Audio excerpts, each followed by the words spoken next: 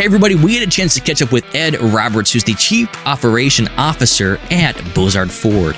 And he's got a lot going on, but he's one of the speakers that we have at ASOTU CON coming up here in a few weeks. So Ed, what is it about ASOTU CON that excites you the most? Like, is it someone you're going to see? Is it something you're going to experience with? Or is it maybe like a topic you're looking forward to seeing?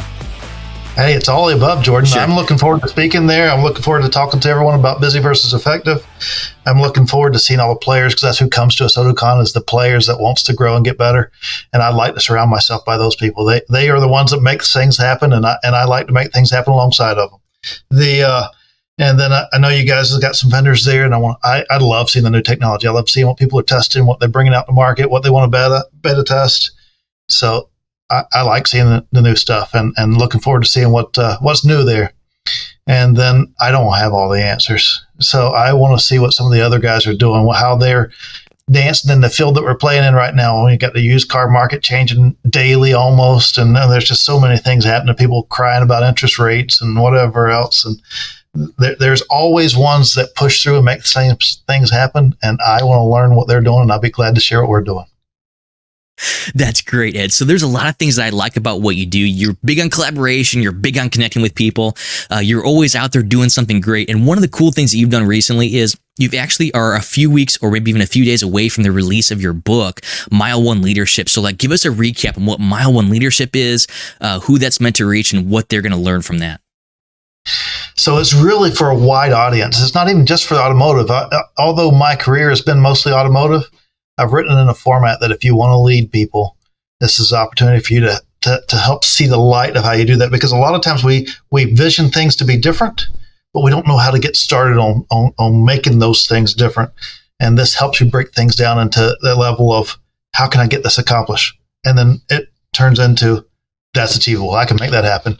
So it's really a guide to help you get going. And then once you get going, it's a guide that make you more effective, and how you can get the power of the team to work together, and how you can become the most effective rather than the busiest person in the building.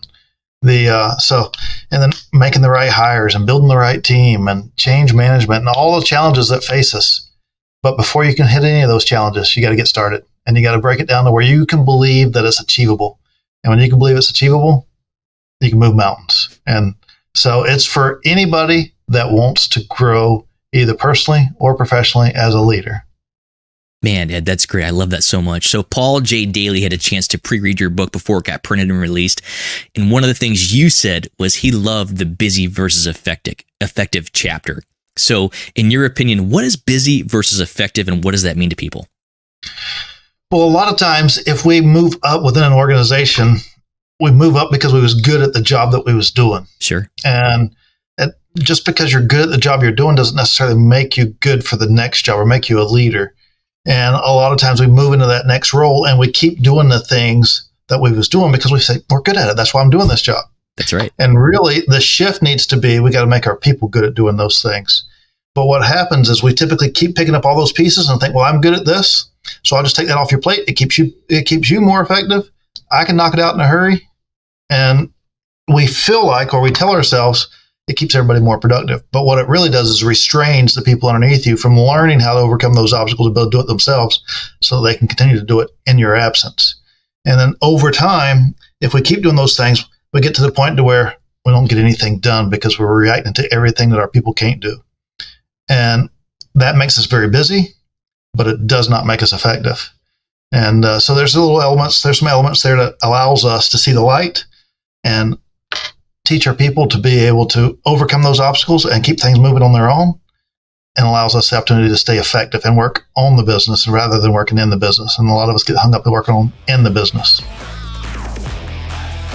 Man, Ed, that's great.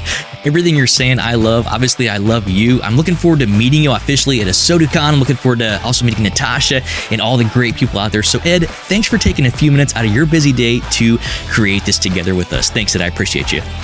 Thanks, Jordan. Thanks for having me. Looking forward to it. Thanks for watching this episode of In the Dirt with ASOTU.